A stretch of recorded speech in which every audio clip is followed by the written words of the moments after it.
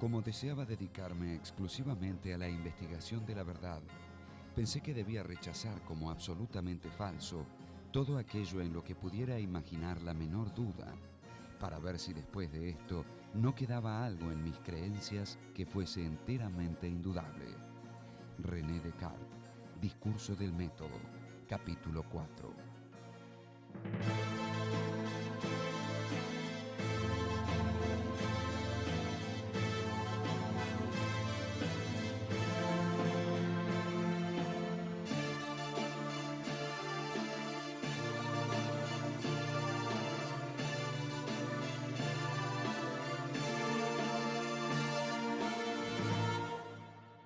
René Descartes.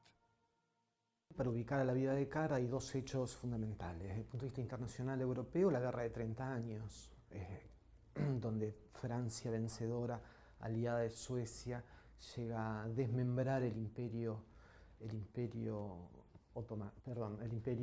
Sacro Imperio Romano-Alemán, que se fragmenta en una cantidad de principados, palatinados, etcétera, etcétera. El otro es los conflictos en Francia, los que se llaman los conflictos de la Fronda, que son las luchas de los señores contra la naciente monarquía absoluta. René Descartes nace en La Haya, en Turena, en 1596 y proviene de una familia noble, lo cual le permite acceder a una educación en un colegio de los más importantes de la Francia de aquel momento, que es el colegio de los jesuitas de la Flèche, que estaba en Anjou. Allí recibe una educación escolástica, que precisamente va a ser criticada por él a lo largo de su vida, en la medida en que no le proporcionaba las herramientas o la metodología como para acceder al descubrimiento de nuevas verdades. Más bien Descartes sí se opone a la escolástica, pero la escolástica decadente, lo que se llama segunda escolástica, que él estudió con los jesuitas en la Flèche, y también se opone al pensamiento aristotélico, lo que se llama pensamiento aristotélico heterodoxo, que era más bien un pensamiento materialista, ateo, etc. Eso con respecto a la escolástica, porque del pensamiento medieval auténtico, propiamente de la escolástica, propiamente de la patrística, como San Agustín, ya está probado de sobra que Descartes se nutre y se nutre abundantemente. Entonces, se lo considera Descartes habitualmente como fundador de la filosofía moderna, en el sentido de que inaugura una nueva perspectiva para pensar el mundo, totalmente diferente de la educación escolástica que recibe en el colegio de los jesuitas. De tal forma que no se podría conocer un autor si no se ve contra qué reacciona. Entonces no se podría conocer a Descartes sin conocer este movimiento, que es el de los llamados libertinos eruditos.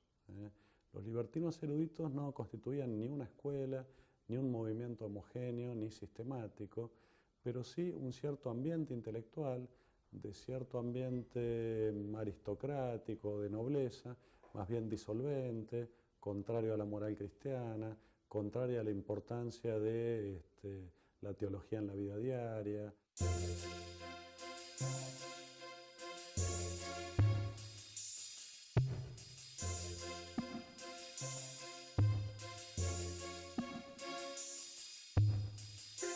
Luego de dejar la Flèche, Descartes estudió Derecho en Poitiers, obteniendo su licenciatura en 1616. Decidido a conocer el mundo y a intentar fortuna en la carrera militar, se alistó en 1618 como voluntario en el ejército de Mauricio de Nassau. El regimiento de Descartes estaba acantonado en Breda. En un invierno de 1619, en un cuartel de invierno en Neuburg, tuvo lo que él se llamó algo así como una revelación intelectual, que tenía que ver con sus intereses por la matemática, por el cual él se da cuenta de la posibilidad de generalizar el método matemático a todas las demás ciencias, dándoles entonces esa certeza de la cual carecían.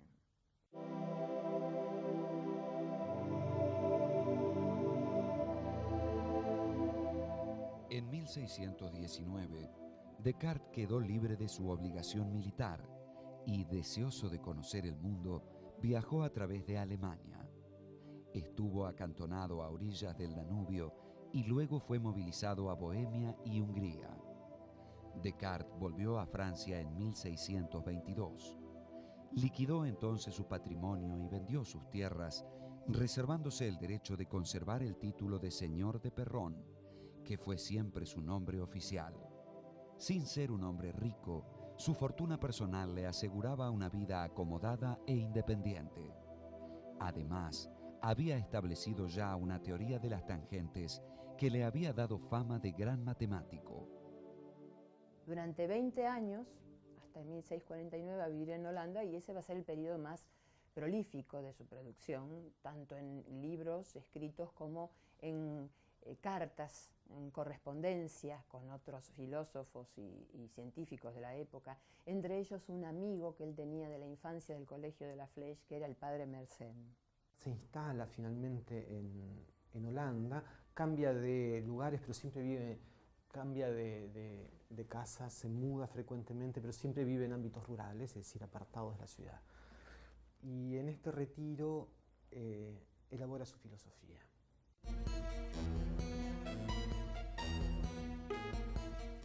En 1630 se instaló en Ámsterdam, donde se vinculó con médicos, matemáticos, teólogos y físicos. Por esta época, inventó una máquina destinada a tallar lentes que aumentó su renombre.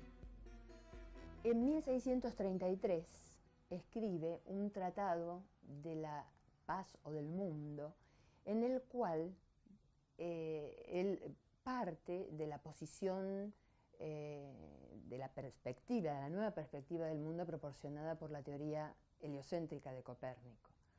Pero no se anima a publicarla. En realidad se autocensura. ¿Por qué?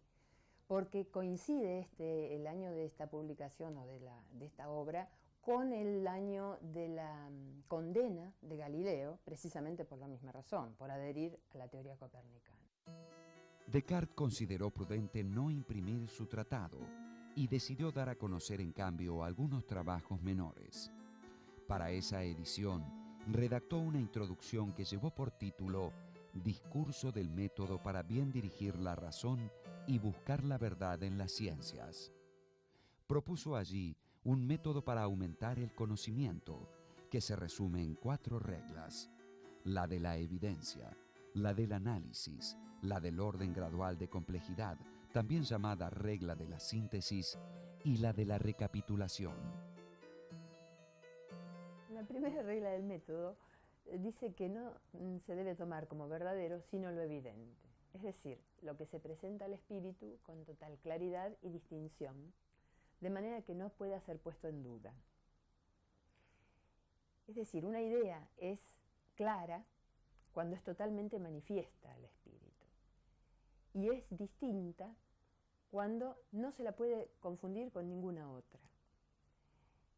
O sea, es totalmente diferenciable de las demás. Descartes dice, quiero llegar a una verdad absoluta. ¿Sí? Para eso voy a dudar de todo lo que creo. O sea, voy a dudar de todo aquello sobre lo cual tengo una mínima razón de dudar. ¿Sí? Esta es una duda metafísica. ¿Por qué? Porque no es una duda cotidiana. Nosotros podemos dudar cotidianamente, por ejemplo, del testimonio de nuestros sentidos cuando confundimos una persona, o nos equivocamos a lo lejos, o pensamos que escuchamos un ruido en casa y era un ruido afuera, etcétera, etcétera, etcétera. Esta duda es mucho más radical, porque dice lo siguiente: todo lo probable es falso y todo lo posible es falso. Es decir, hay una verdad absoluta y una falsedad. Todo lo que está en el medio, la probabilidad, el más o menos, el quizás, el puede ser, etcétera, etcétera, es falso. ¿Sí? O sea, hay una verdad absoluta, nada más.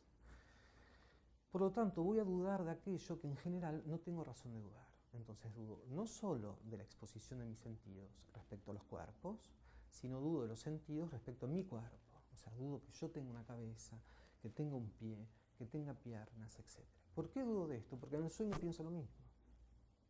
En el sueño me siento a mí en una posición, por ejemplo, sentado aquí hablando con usted, y sin embargo estoy soñando mi cama. Entonces dudo de todo, dudo de que yo tenga un cuerpo. Y dudo también, por razones especialmente complejas, de que 2 más 2 sean 4, es decir, de que todas las verdades de matemática que se me presentan tan evidentemente sean verdaderas, porque puedo imaginar que hay un Dios maligno que me engaña. En otras palabras, esta es la regla que expresa el criterio de verdad, o sea, la pauta que seguimos para darnos cuenta de cuando estamos ante el conocimiento de la verdad, que no es otra cosa que la evidencia. Pero esa evidencia está en la idea, o sea, está en la representación intelectual de lo conocido.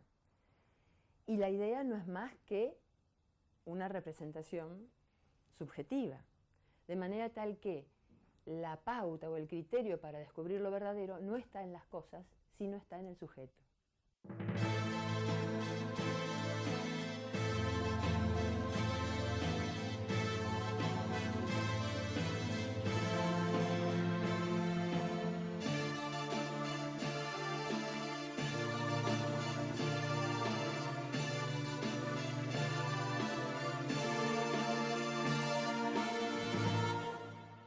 René Descartes.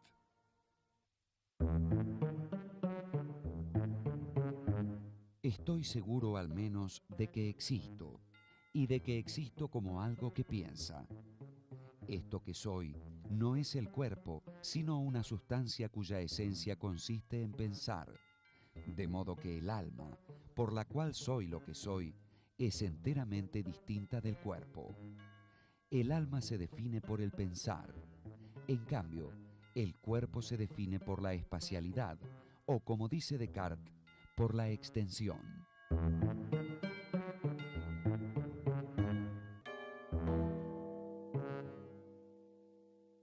Hay una distinción real entre cuerpo y alma. Es decir, no hay cuerpos que cuyo movimiento pueda ser explicado por propiedades espirituales. ¿Sí? Y el alma, por otra parte, no tiene nada que ver con el movimiento de los cuerpos porque es pensamiento puro. ¿Sí? Por lo tanto, todo el mundo se desacraliza o se desespiritualiza, ¿no? Se hace pura materia. Pero ¿cómo son la sustancia pensante y la sustancia extensa? Totalmente heterogéneas, diferentes e independientes. Queda abierto entonces el problema de la comunicación entre ambas. Él atina a dar una respuesta a través de la interacción que puede darse entre ambas en el hombre, porque el hombre es esencialmente sustancia pensante y espiritual. Él dice, aún si no existiera el cuerpo, seguiría existiendo, o sea, no depende el alma racional para existir del cuerpo. Sin embargo, dice, en el hombre se comunican estas dos sustancias a través de un punto, la glándula pineal. La glándula pineal viene a ser la que recibe y sintetiza, ordena las sensaciones que vienen del exterior y a través de la voluntad ordena los movimientos corporales. Pero esa no resulta una solución demasiado convincente. Queda abierto el problema de la interacción entre las sustancias. A la luz del combate con los libertinos, se podrían ver de otra forma casi todas las tesis cartesianas, ¿no? La misma de la duda sería también un intento de llegar a la certeza, partir del punto de partida libertino de dudar de todo para llegar a una certeza inconmovible que ni los libertinos pudieran discutir. Puedo estar soñando que camino, ¿sí? Sin embargo, aunque sueñe, queda claro que pienso que camino. Nadie me puede engañar respecto a esto, ¿sí? Alguien me puede engañar respecto a todos los contenidos de mi pensamiento, pero no me puede engañar respecto a que hay un yo que piensa. Esto queda claro. Entonces, lo fundamental de esto es que el pensamiento puro, sin cuerpo, queda claro, queda fuera de toda duda y como verdad fundamental para todas las verdades que siguen. ¿Qué es dudar? Y dudar es un modo de pensar. Entonces, de lo único que estoy cierto es de que dudo, de lo único que estoy cierto es de que pienso. Y si estoy pensando, estoy existiendo. O sea, pensar es existir. Llega a la certeza fundamental que estaba buscando. ¿Y cómo llega? Llega con el auxilio de su sola razón, sin ninguna intervención de la experiencia, de los sentidos. La filosofía y la teología agustinista es una filosofía de la interioridad.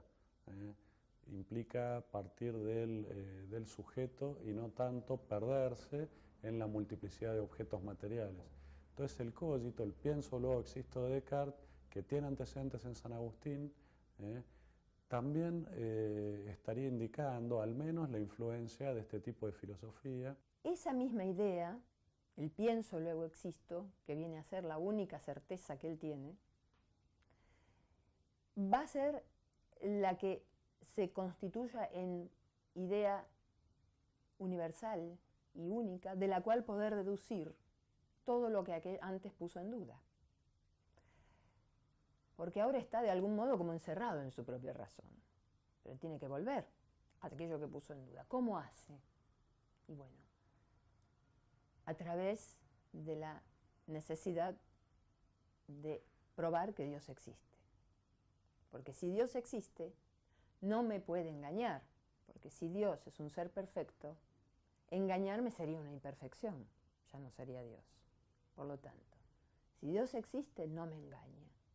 Cuando yo capto ideas claras y distintas, como 2 más 3 igual 5.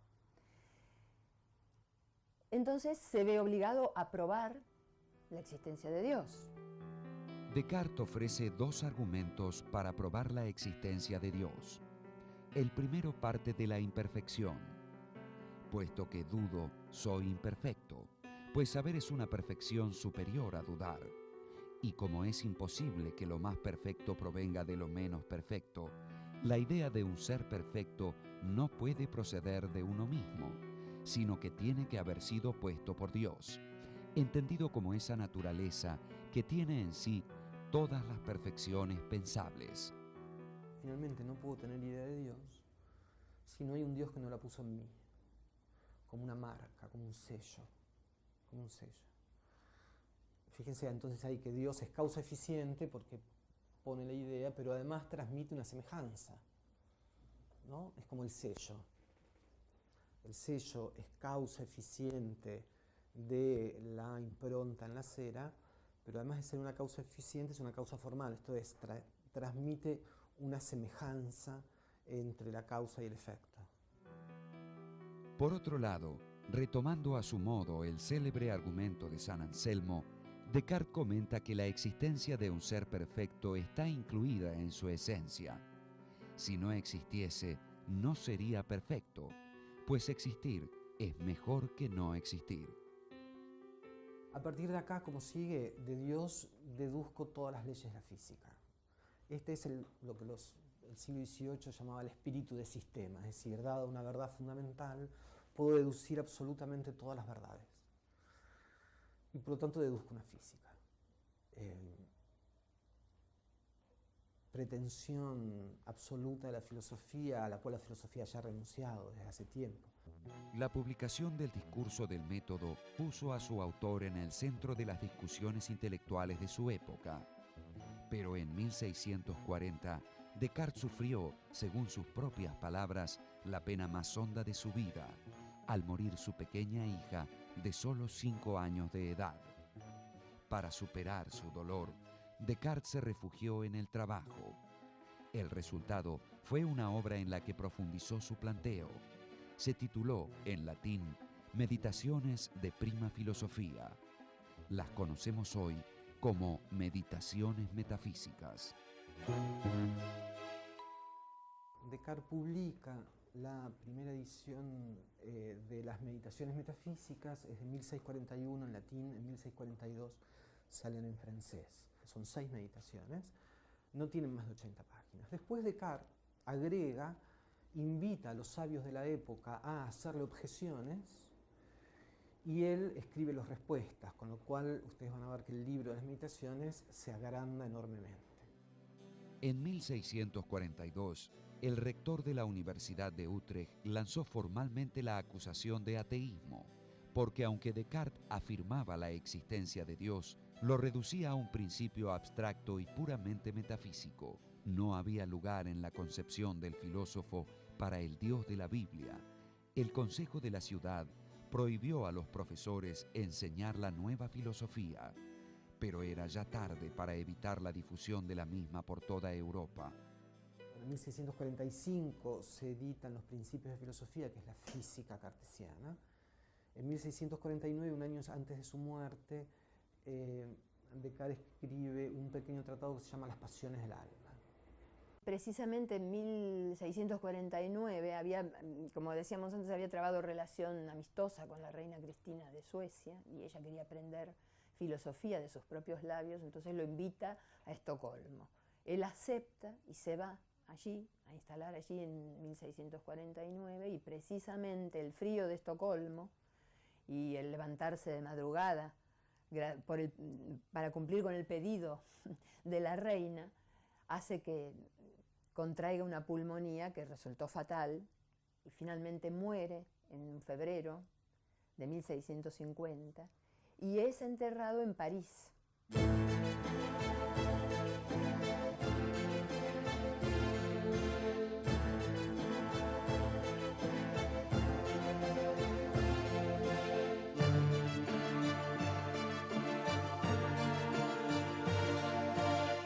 Los libros de Descartes, a instancia de los jesuitas, fueron prohibidos y durante cierto tiempo fue crimen en los países católicos declararse cartesiano, es decir, discípulo de Descartes.